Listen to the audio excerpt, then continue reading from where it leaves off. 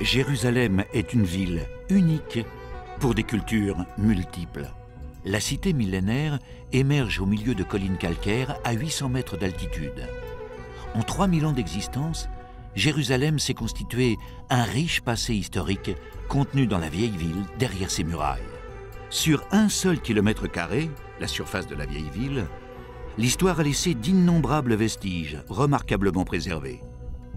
Ici, on parcourt le temps en se promenant dans les rues.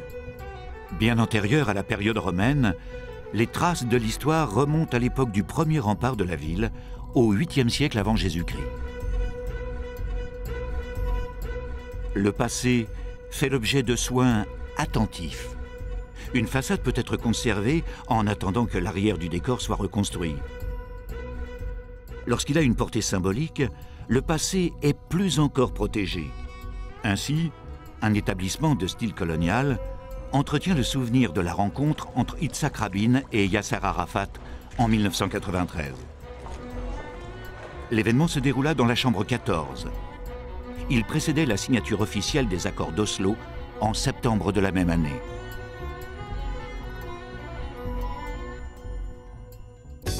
La ville millénaire possède également un visage contemporain. Les nouveaux quartiers se développent en épousant les reliefs. Ils encadrent les bâtiments administratifs installés à distance de la vieille ville. À Jérusalem sont établis les principaux organes gouvernementaux d'Israël, car les Israéliens considèrent la ville comme leur capitale, Tel Aviv étant la capitale pour la communauté internationale.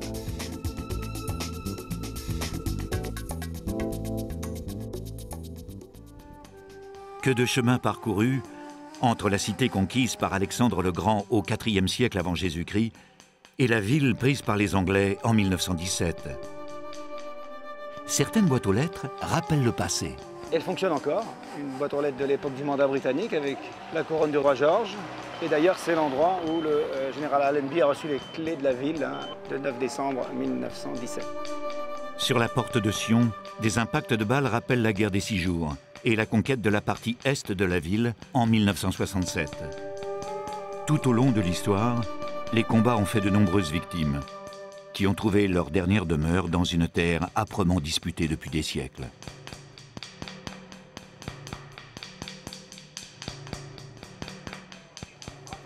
Dans une ville qu'ils occupent, les Israéliens imposent leurs règles de sécurité. Les policiers et les hommes en armes en sont la partie visible. Le mur de séparation dressé par les Israéliens isole Jérusalem des autres territoires occupés, bien au-delà des remparts élevés par les Ottomans autour de la vieille ville. Au-delà des passions, l'espoir de paix anime une population multipliée par 70 en un siècle et demi. Le Grand Jérusalem compte plus de 700 000 habitants. La population se répartit en 2 composantes principales. Si l'on inclut les colonies, la majorité des habitants sont juifs, les autres sont palestiniens, la plupart étant musulmans, d'autres chrétiens, sans compter la petite communauté chrétienne des Arméniens. Les modes de vie à Jérusalem sont très contrastés. Les identités culturelles amènent les uns et les autres à montrer leurs différences. Elles reflètent le rayonnement international de la ville. Mais au carrefour des cultures, le contraste est parfois surprenant. Jérusalem est une ville sainte pour les 3 grandes religions monothéistes. Les musulmans appellent la ville Al-Quds, la Sainte. La ville de Jérusalem occupe une position centrale dans la religion juive. Chaque juif, à travers le monde, se doit de la soutenir et de la protéger. Dans la religion chrétienne, la cité joue un rôle fondamental pour le nombre de ses lieux saints. La ville est le site principal des événements qui ont marqué la fin de la vie du Christ. Les chrétiens y trouvent l'inspiration de leur foi. Les lieux saints attirent les pèlerins des 3 grandes religions. Leur nombre varie beaucoup selon le calendrier et l'importance des fêtes religieuses. Ils pratiquent leurs rites et affichent leurs différentes appartenances. Quelle que soit leur religion, les origines des pèlerins sont étonnamment variées. I'm from Ivory Coast. Argentina. République démocratique du Congo. Indonesia. Jordan. India. Golan. Thank you. Le pèlerin est le plus souvent aussi touriste. Et une véritable industrie touristique alimente l'économie de la ville. Certains regrettent pourtant de voir le sacré réduit à un produit de consommation. Dans ses nombreuses variantes, la croix du Christ révèle toutes les composantes de la foi chrétienne. De la même façon, Jérusalem a de nombreux visages et au moins autant de passions. Les influences multiples dégagent parfois l'impression d'une grande harmonie.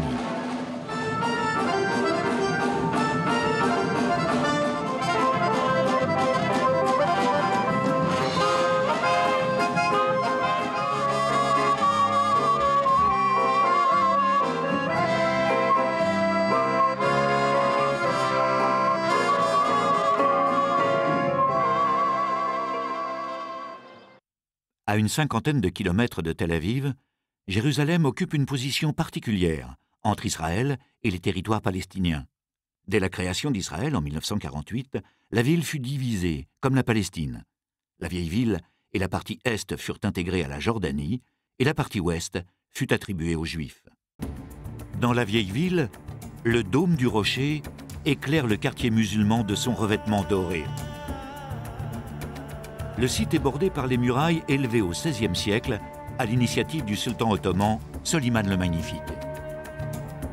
Sur le mont du Temple, le dôme du rocher domine l'esplanade des mosquées. L'endroit est crucial, tant pour les juifs que pour les musulmans. Jérusalem est la troisième ville sainte de l'islam, car c'est ici que le prophète Mahomet a quitté la terre pour rejoindre Allah. Le dôme abrite le rocher d'où il s'était lancé vers le ciel.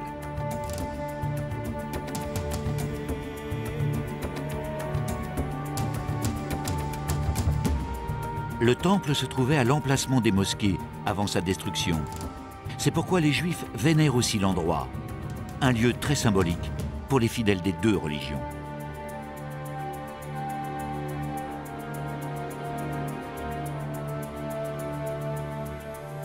Pour compléter leur présence sur les lieux, les musulmans ont ajouté un édifice à proximité du dôme du rocher. La mosquée Al-Aqsa est une des plus prestigieuses du monde. Al-Aqsa signifie « la lointaine ».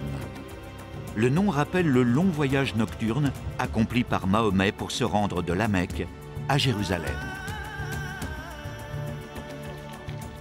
Les archéologues pensent que la mosquée a été construite sur les vestiges d'une église byzantine, mais les musulmans le contestent. Des divergences portent aussi sur l'ancienneté de l'édifice.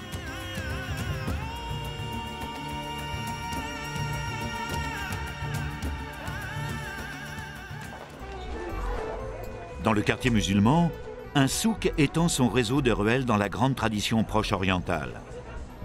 Si l'accès aux lieux saints de l'islam est strictement contrôlé, les échoppes sont, elles, ouvertes sans restriction.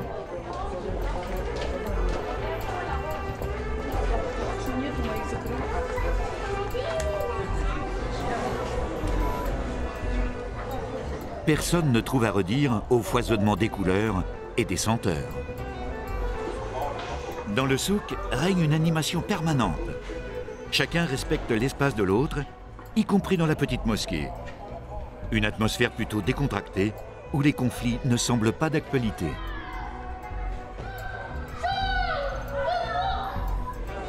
Les parfums d'épices accompagnent les visiteurs à travers le souk. Parmi les produits de référence, l'encens est présent dans les rituels de nombreuses religions. Aussi répandu, la grenade est connue dans le bassin méditerranéen depuis l'Antiquité.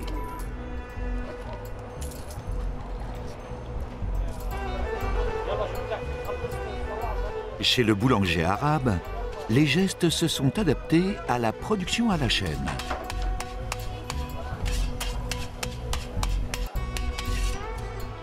L'artisan a cédé la place à la machine qui fabrique les petits pains.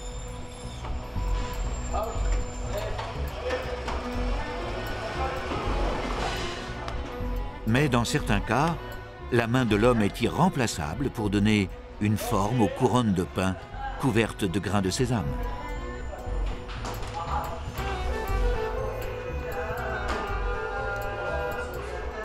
À peine sorti du four, le pain rejoint l'étalage.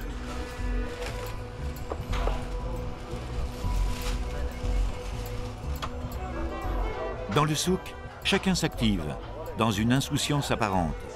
Mais toujours, les militaires veillent.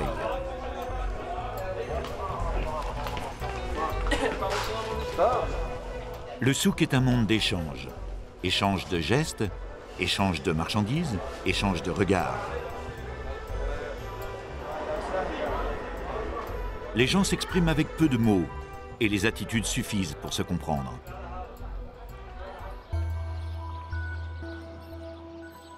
Les jours de Ramadan, juste après le coucher du soleil, le jeûne est interrompu. Dans une arrière-boutique, les employés prennent leur repas ensemble. Les rites se pratiquent aussi sur les lieux du travail. La vie s'arrête pour suivre les traditions. Le Ramadan se termine par la fête de l'Aïd. Elle se prolonge, loin dans la nuit, le long des guirlandes électriques. Dans le quartier musulman, on suit le tracé de la Via Dolorosa, la voie douloureuse en latin. La Passion du Christ s'est en partie déroulée sur un parcours en plusieurs phases. Les pèlerins parcourent le chemin de croix en s'arrêtant à chacune des 14 étapes, les stations.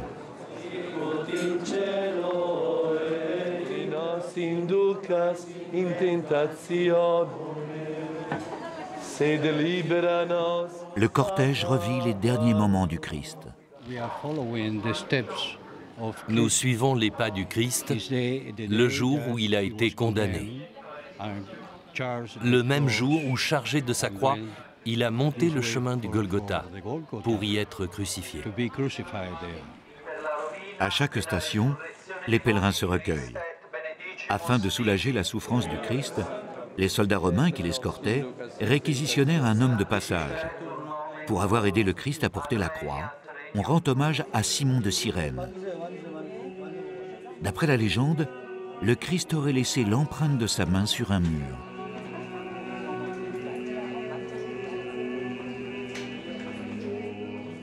Les origines du chemin de croix remontent au XIVe siècle. La plupart des épisodes sont décrits par la Bible dans les évangiles. Au Moyen Âge, les nombreux pèlerins étaient logés dans des hospices. Mais qu'est-ce qu'un hospice? Le mot hospice, c'est l'ancêtre du mot hôtel, puisqu'au Moyen-Âge, ça recoupait les expressions modernes d'hôtel, hostellerie, hôtellerie, hôpital. C'était une seule et même chose, donc c'est un hôtel modeste pour différentes nations qui viennent à Jérusalem. Les chrétiens viennent à Jérusalem en pèlerinage depuis très longtemps. C'est la mère de l'empereur romain Constantin qui lança le mouvement au IVe siècle. L'empereur se convertit au christianisme et décida la liberté de culte. L'empereur et sa mère sont des saints pour les orthodoxes. L'église copte orthodoxe basée à Alexandrie en Égypte et l'église orthodoxe unifiée d'Éthiopie figurent parmi la vingtaine d'obédiences représentées dans le quartier chrétien de Jérusalem.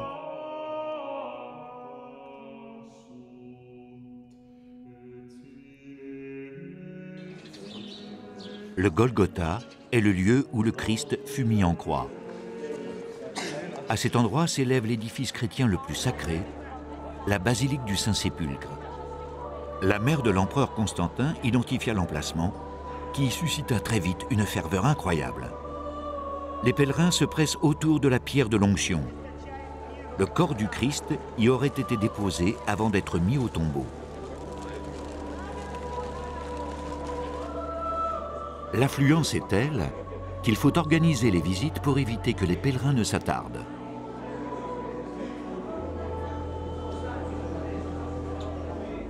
On s'empresse de toucher les lieux sacrés et d'immortaliser son passage. Le phénomène n'est pas nouveau. Arrivés à Jérusalem au XIe siècle, les croisés laissèrent des traces de leur intervention. Ils récupéraient ainsi le lieu que les Ottomans occupaient depuis 400 ans.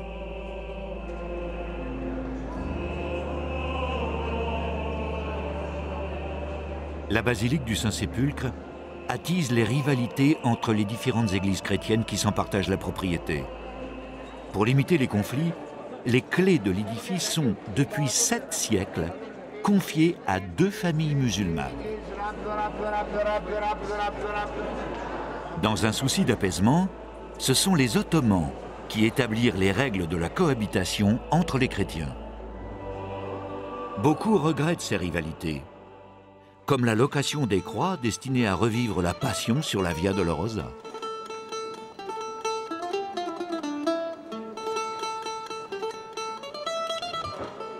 À Jérusalem, on n'est pas à un paradoxe près.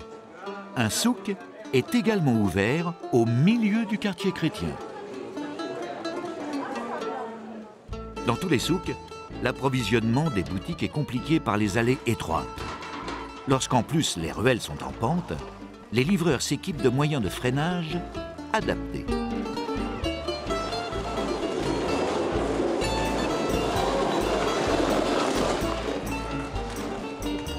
Au Proche-Orient, le narguilé est très répandu. Avant d'arriver à la bouche, la fumée traverse un récipient d'eau parfumée. Le tabac est brûlé dans un foyer chauffé au charbon de bois. Autre coutume, le tric-trac. Le bruit que font les dés en tombant est à l'origine du nom. C'est une tradition indissociable du thé à la menthe.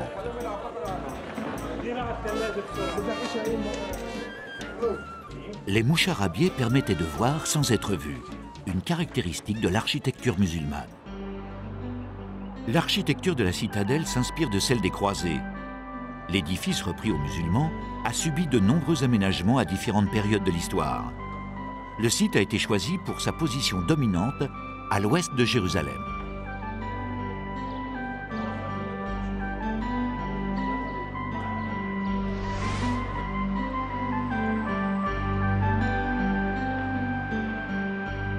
La puissante forteresse contrôle l'accès à l'une des 8 portes découpées dans l'enceinte de la ville, la porte de Jaffa.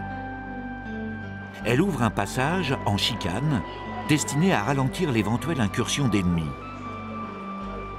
Mais la configuration de la porte est plutôt surprenante. Personne ne se pose la question pourquoi on a une porte alors qu'on pourrait passer par cette ouverture gigantesque ici. Et la raison, c'est qu'en 1897 est passé ici le carrosse de Guillaume II. Le carrosse de l'empereur d'Allemagne était trop large pour passer par la porte. Alors qu'ont fait les Turcs, ils ont cassé un morceau de la muraille pour faire passer le carrosse de Guillaume II. Sur les murs, la mention des noms de rues ne doit rien au hasard. La disposition change en fonction des époques. Les Britanniques, évidemment, ont mis l'hébreu en bas, puisque les Juifs étaient minoritaires, l'arabe au milieu et l'anglais, langue de la puissance de l'époque, en haut. Après 1948, les Jordaniens ont pris contrôle de la vieille ville de Jérusalem. Ils ont évidemment mis le nom de la place qui est ici à l'intérieur de la ville avec un thème musulman. Et vous voyez ici, le texte a été mis en arabe en premier et il est encadré en jaune et en anglais en dessous. Après la guerre des 6 jours et la conquête de la vieille ville par Israël, on a rajouté l'hébreu évidemment en haut, dans le même style, et vous voyez que c'est un nouvel encadrement. Donc vous avez ici la chronologie de la suprématie ici à Jérusalem exprimée dans les langues et dans les textes.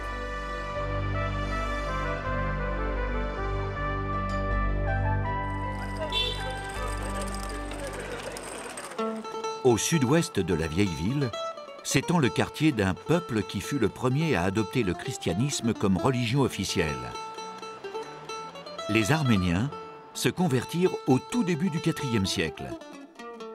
Leur céramique aussi fait preuve d'originalité. La céramique arménienne, c'est un art des Arméniens de Jérusalem seul.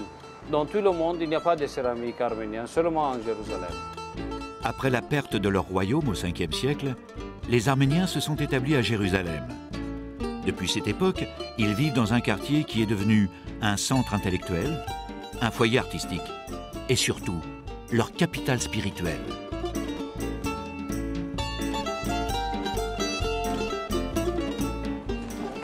Les séminaristes se rendent à l'office dans la cathédrale arménienne Saint-Jacques. Parce que les Ottomans avaient interdit aux Arméniens l'usage des cloches pour appeler les fidèles, on frappe sur une planche de bois le cimandre.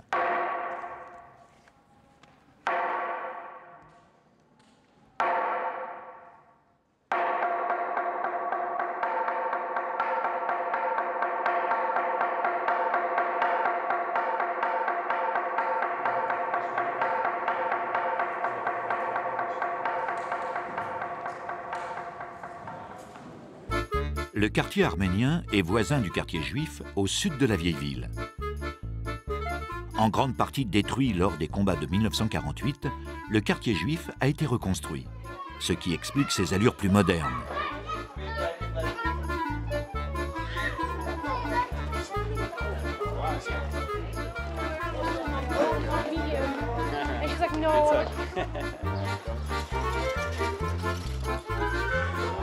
Le quartier a également été réaménagé après la guerre des 6 jours en 1967, lorsque la ville entière est passée sous contrôle israélien. Les parties les plus anciennes ont été soigneusement préservées. Beaucoup de monuments historiques ont souffert des conflits, mais les habitants tiennent à entretenir le souvenir d'un passé parfois mythique. Livraison d'une statue du roi David dans son emballage d'origine.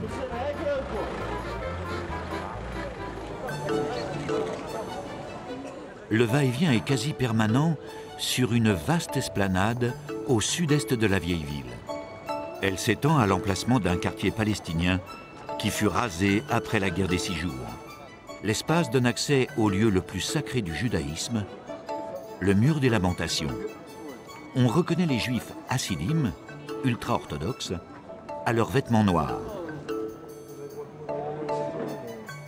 Comme tous les juifs, ils se recueillent en associant les lectures pieuses, les baisers sur les pierres ancestrales et les balancements du corps.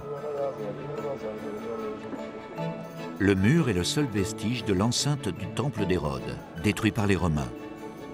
Les Juifs y viennent pleurer la perte de leur temple, d'où l'appellation mur des lamentations. Dans les fissures, on glisse des vœux pour qu'ils soient exaucés.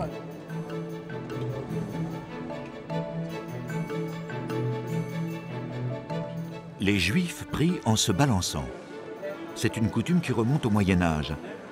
Le mouvement est destiné à éloigner des croyants les préoccupations terrestres.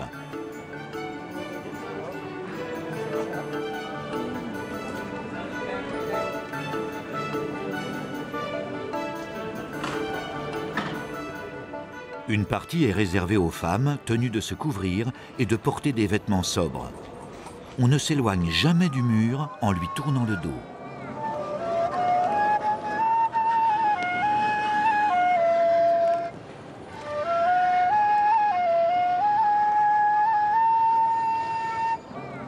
La sécurité est renforcée devant le mur des lamentations. Dans cette partie de Jérusalem, depuis 1967, les forces armées israéliennes font partie du paysage. Une partie du mur des lamentations jouxte une voûte immense. L'endroit, meublé comme une synagogue, est réservé aux hommes. L'évocation des lamentations du peuple juif est péjorative pour beaucoup. C'est pourquoi l'appellation mur occidental, c'est-à-dire à l'ouest du temple, est aujourd'hui préférée.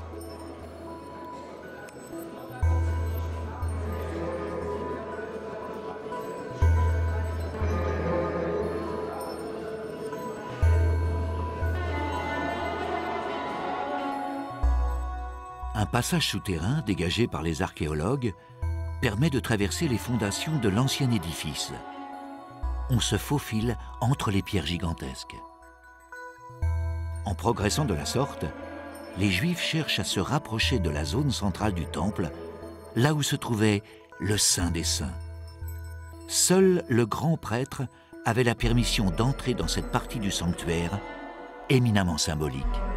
Le judaïsme considère que la présence divine sur terre se concentre à cet endroit-là, à l'emplacement du Saint des Saints, et c'est aussi considéré comme le centre du monde. Donc ça a une valeur de pouvoir se rapprocher de cet endroit sans monter sur l'esplanade, qui est une chose interdite dans l'orthodoxie juive.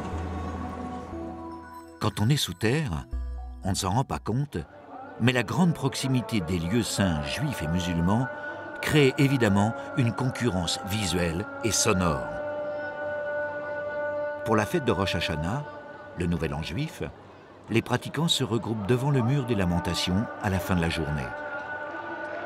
Les chants des Juifs couvrent les invitations à la prière des mosquées voisines, dans une étonnante cacophonie.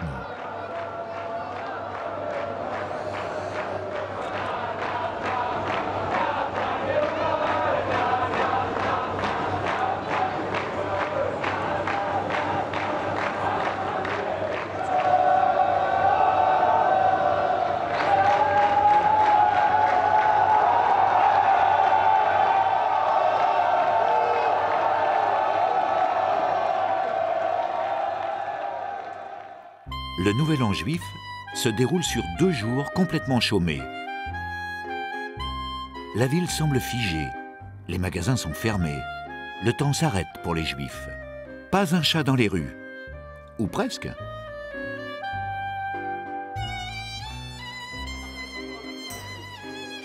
Le Nouvel An ne tombe pas tous les ans à la même date, car le calendrier juif est lunaire. C'est l'occasion d'un repas festif qui respecte les prescriptions de la loi. La nourriture est cachère, c'est-à-dire conforme à la loi juive. Cela signifie qu'on ne doit pas mélanger les nourritures à base de viande et de lait.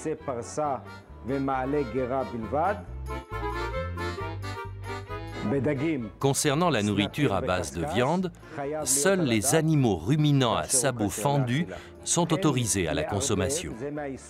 Concernant les poissons, ils doivent avoir des écailles et des nageoires. Il ne faut pas mélanger les nourritures à base de viande et de lait, ni au niveau de la consommation, ni au niveau de la préparation. Le label kasher est une garantie de conformité à la loi juive. Mais à Jérusalem, les choses ne sont jamais aussi tranchées. On en prend conscience dans une boulangerie apparemment banale, mais qui résume à elle seule toute la complexité de la ville. C'est une boulangerie arabe, kasher, dans le quartier juif. Un bon signe, car le pain est un symbole de vie dans de nombreuses cultures. Jérusalem a été bâtie sur des collines. L'une d'elles s'appelle le Mont Sion. L'église de la Dormition est vénérée par les chrétiens.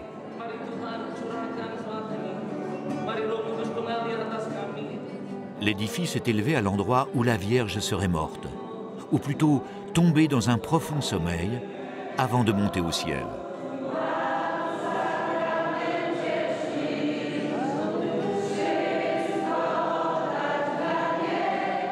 L'endroit revêt aussi une grande importance pour les Juifs.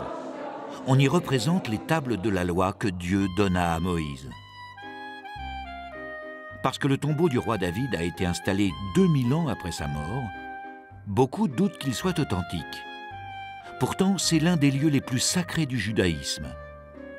Quand le mur des Lamentations devint inaccessible, le tombeau se transforma en un lieu de pèlerinage très fréquenté.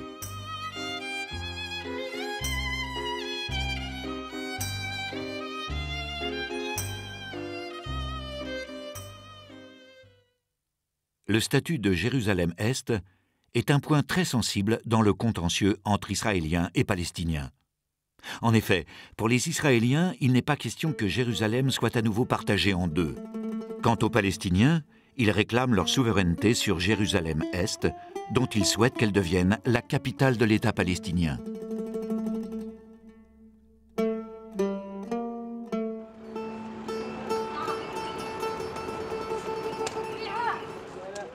Pour les protestants, le jardin de la tombe abriterait le tombeau authentique du Christ.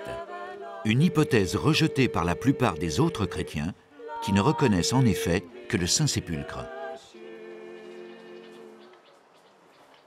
Le Christ fut crucifié sur une colline appelée le lieu du crâne, en hébreu Golgotha. La tombe du Christ fut offerte par un prêtre du temple, Joseph d'Arimathie, et fut fermée par une pierre circulaire, un dispositif qui correspond à la tombe du jardin.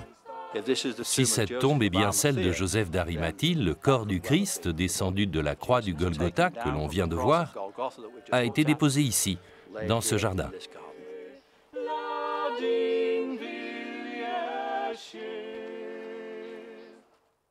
Toujours à l'est, le mont des Oliviers est également un haut lieu de l'histoire biblique. Plusieurs événements majeurs s'y sont déroulés, et notamment l'Ascension du Christ. La mosquée de l'Ascension abrite un site chrétien de la première importance. Sur le sol de pierre poli par les nombreux visiteurs apparaît l'empreinte d'un pied du Christ. Il l'aurait laissé au moment de quitter la terre. L'endroit appartient aux musulmans qui reconnaissent le Christ en tant que prophète. Jésus est d'ailleurs monté au ciel comme le prophète Mahomet. Le Carmel du Pater fut donné à la France par la princesse de la Tour d'Auvergne. Au XIXe siècle, la dame fut émue par la dégradation des lieux saints. Elle décida la construction d'un couvent de carmélites en l'honneur du Paternoster. Chez les chrétiens, le Notre Père est la prière la plus connue. Il est récité par les catholiques et les orthodoxes à la messe, mais les protestants l'utilisent aussi dans leur culte. La célèbre prière est écrite en différentes langues sur des carreaux de céramique à même les murs du cloître. Le texte aurait été composé par le Christ lui-même en réponse à ses apôtres qui lui demandaient comment prier. Le Notre Père aurait été enseigné non loin d'ici par le Christ à ses disciples.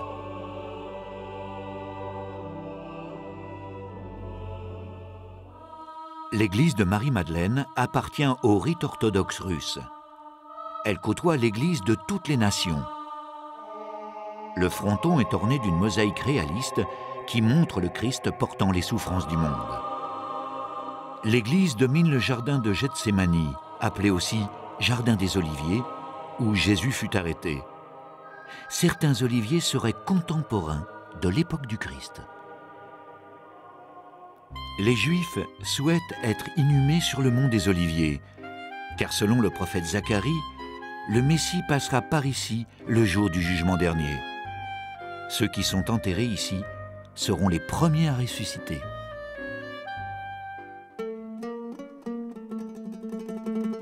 Au cimetière musulman, les tombes ont le même dépouillement. Le corps du défunt est déposé dans la terre, sans cercueil, la tête tournée vers la Mecque.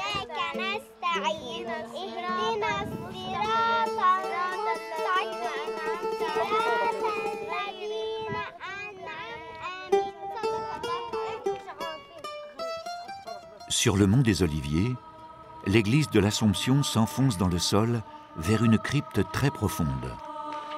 Marie, la mère du Christ, est décédée au milieu du 1er siècle.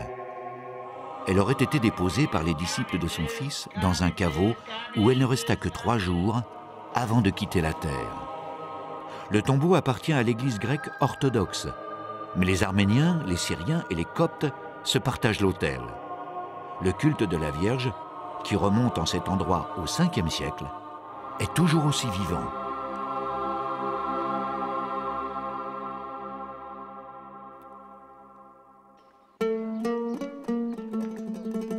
Des tombes monumentales ont été installées dans la vallée du Cédron, au pied du mont des Oliviers. Selon certaines traditions, les tombeaux sont attribués à différentes personnalités comme Absalom, le fils indigne du roi David. Il est plus vraisemblable que les tombes appartenaient à des notables plusieurs siècles avant Jésus-Christ.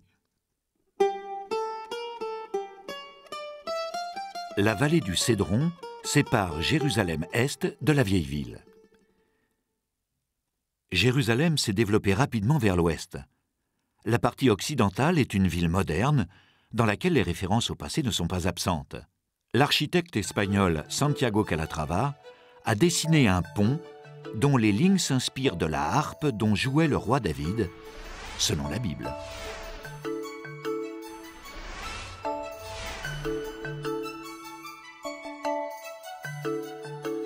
Un moulin à vent domine le quartier de Yemin Moshe, l'un des premiers quartiers juifs construits hors des murs.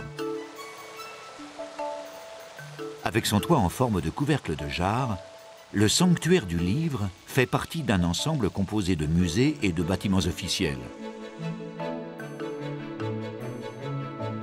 Le passé de Jérusalem est également évoqué à travers l'impressionnante maquette de la ville à l'époque du Second Temple.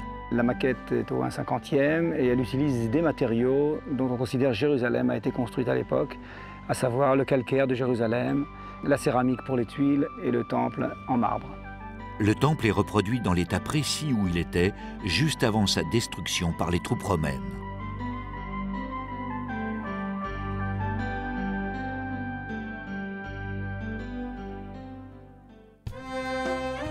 Les bâtiments de Yad Vashem perpétuent la mémoire des victimes de la Shoah. Yad Vashem est un campus de 45 hectares dédié à la mémoire de l'Holocauste, à l'éducation, à la documentation et à la recherche. Nous avons ici plusieurs musées, des sites commémoratifs, des centres de recherche pour nous permettre d'atteindre notre but, avoir un mémorial approprié en l'honneur des victimes de l'Holocauste et bien sûr pour raconter aussi l'histoire des survivants. À l'ensemble des documents historiques s'ajoute une symbolique très forte. Le fait qu'il soit situé à Jérusalem accentue, il me semble, l'impact de l'ensemble. Le fait d'être situé sur cette montagne, le mont du souvenir, est bien sûr un symbole. Nous avons beaucoup de choses à l'intérieur. Nous avons des espaces aménagés avec des jeux d'ombre et de lumière qui se mélangent à la vie et bien sûr à nos souvenirs. Tout cela a une signification très profonde. Les témoignages des familles et des amis des victimes sont conservés dans la salle des noms. 3 millions de noms ont déjà été recensés sur les 6 millions de Juifs exterminés pendant la Deuxième Guerre.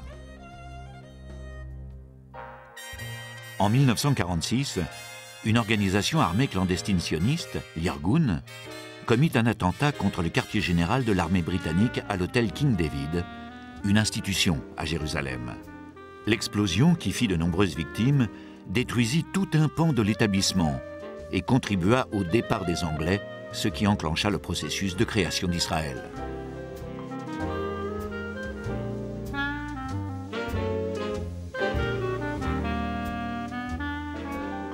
De nombreuses personnalités ont fréquenté l'hôtel King David. Les signatures des hôtes prestigieux balisent les couloirs de la maison.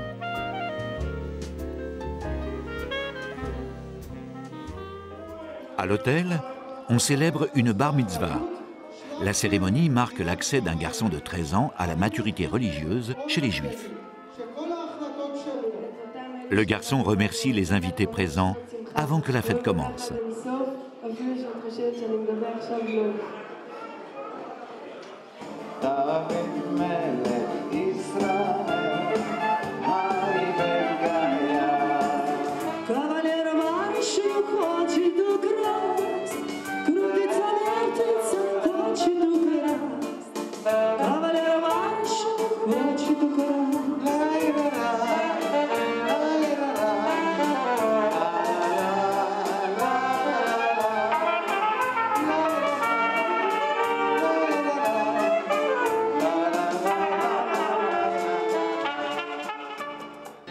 L'architecte de l'Empire State Building à New York a aussi réalisé le siège de la YMCA à Jérusalem. L'association des jeunes gens chrétiens a été fondée à Londres pour atteindre l'équilibre entre le corps, l'esprit et l'âme. Au milieu d'influences multiples, Jérusalem recherche son équilibre.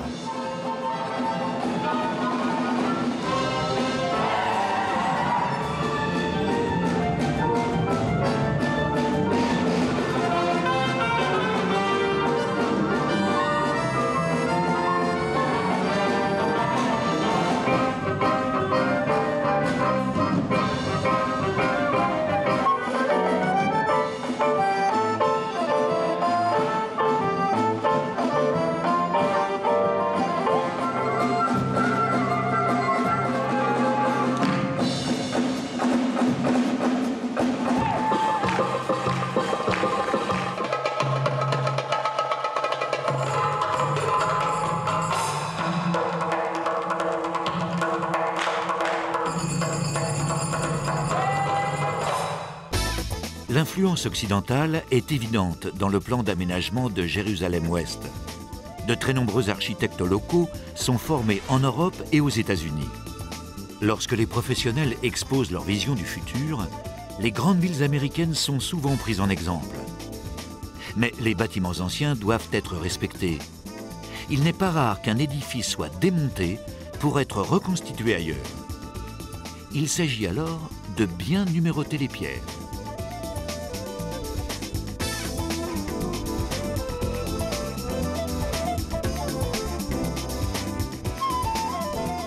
Les habitants de Jérusalem s'installent de plus en plus à la périphérie de la ville, un phénomène bien connu dans la plupart des grandes cités. Les autorités cherchent à enrayer le mouvement en dynamisant et en modernisant l'activité économique. En effet, Jérusalem subit la concurrence de Tel Aviv, qui fournit beaucoup plus d'emplois et permet un mode de vie plus décontracté. Certains secteurs exigent une main-d'œuvre hautement qualifiée. Dans le monde, la moitié des pierres précieuses de qualité provient d'Israël. Les ateliers de taille et de polissage du diamant bénéficient d'une réputation internationale. Le travail de présentation de la pierre se fait en fonction du prix qu'elle pourra rapporter. En fonction du prix estimé et de sa pureté, la pierre sera taillée dans des formes différentes. Et la façon dont la pierre est taillée est importante pour déterminer son prix. En la taillant, on réduit la pierre de 40%. Donc si sa valeur initiale est de 5 carats, une fois le travail effectué, elle sera ramenée à 4 carats. Les technologies utilisées sont considérées comme les plus avancées du monde.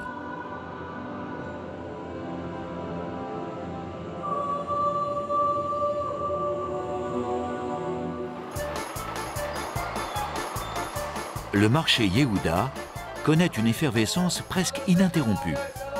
Les étalages sont éclectiques, mais les produits révèlent l'influence des Juifs orientaux.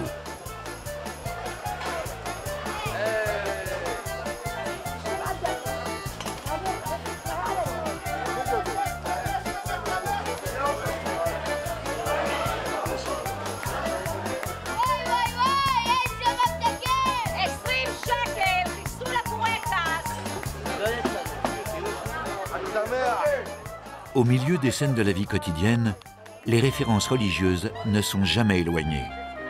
Des Juifs orthodoxes incitent les passants à remplir un devoir religieux. C'est un rituel que le jeune Juif accomplit pour la première fois lors de la bar mitzvah.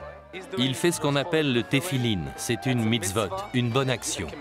Dieu nous a commandé de mettre chaque jour le téphilin sur nos bras et sur notre tête. Il le met donc sur le front et il récite le Shemot, le verset qui parle de l'unité de Dieu.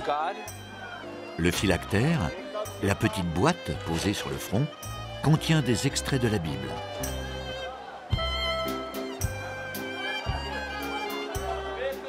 Sur la rue Ben Yehuda, les artistes amateurs tentent de percer.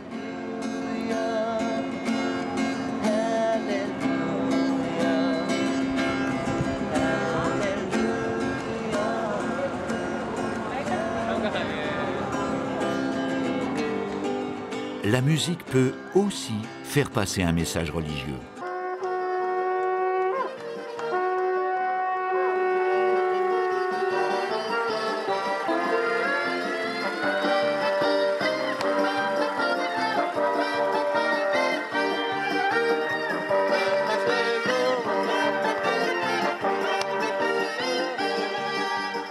Là, on est tombé sur un groupe de juifs ultra-orthodoxes qui sont des fidèles de Breslav, des chassidés de Breslav. Et leur approche, c'est le judaïsme dans la joie. Pas uniquement dans l'étude, pas uniquement s'abîmer dans la parole de la Torah et l'étudier. On peut arriver à une félicité aussi en dansant et en chantant et dans la réjouissance.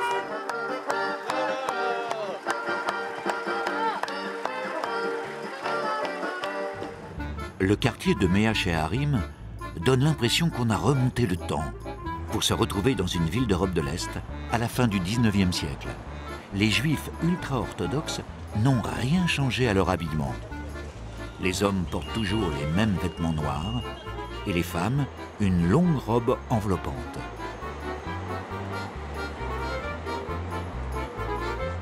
Ici, on parle yiddish au quotidien. Le yiddish est la langue principale utilisée au cours du dernier millénaire par les juifs askénazes originaires d'Europe de l'Est. L'hébreu est en effet réservé aux activités religieuses. Les hommes consacrent une grande partie de leur temps à l'étude des textes sacrés et à la prière. Les études religieuses sont financées en partie par l'État israélien et les communautés orthodoxes de l'étranger. La prière peut adopter différents supports, y compris le CD.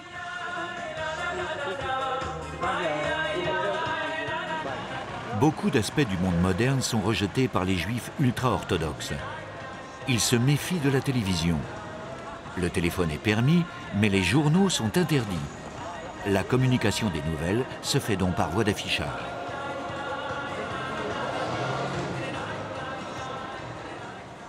Est-ce pour échapper aux tentations de la vie moderne? Les Juifs orthodoxes ont souvent l'air pressés.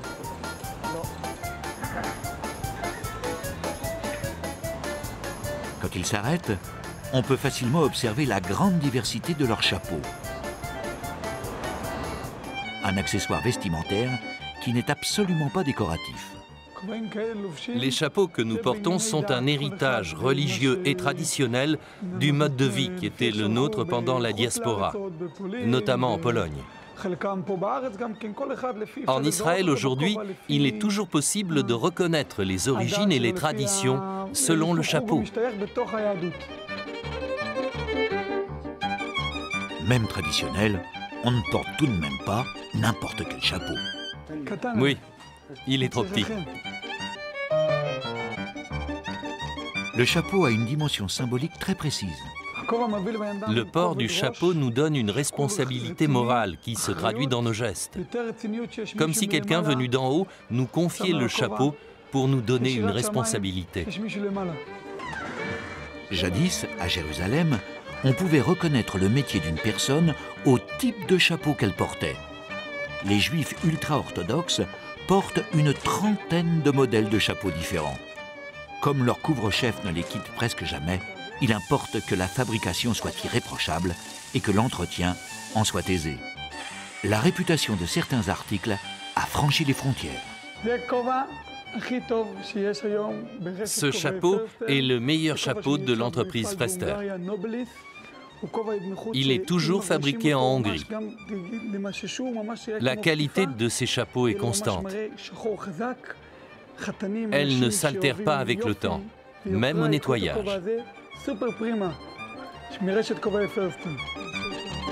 Et quand le noir devient monotone, on passe au rouge.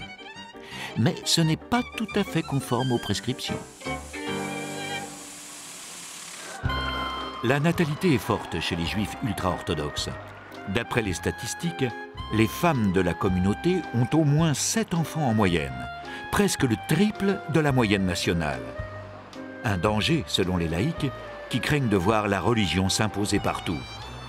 Les laïcs critiquent également la formation religieuse que les hommes suivent jusqu'à l'âge de 40 ans.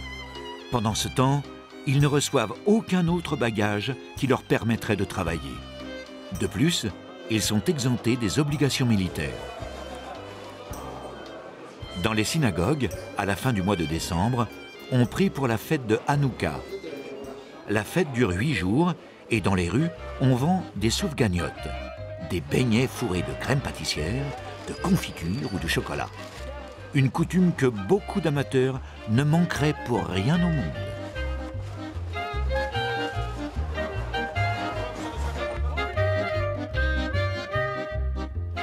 Hanouka est la fête des Lumières. On allume des bougies sur un chandelier à 9 branches appelé la Hanoukia.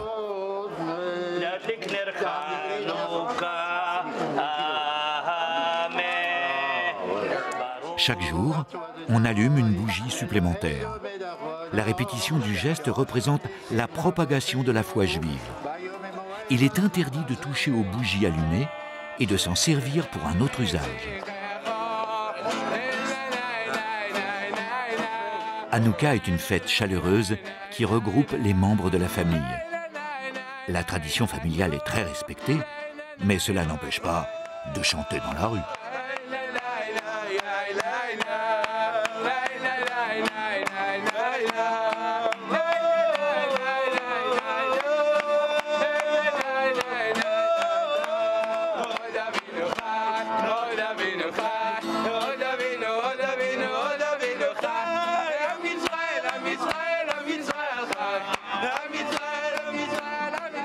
Toutes les composantes de Jérusalem se mélangent dans la nuit.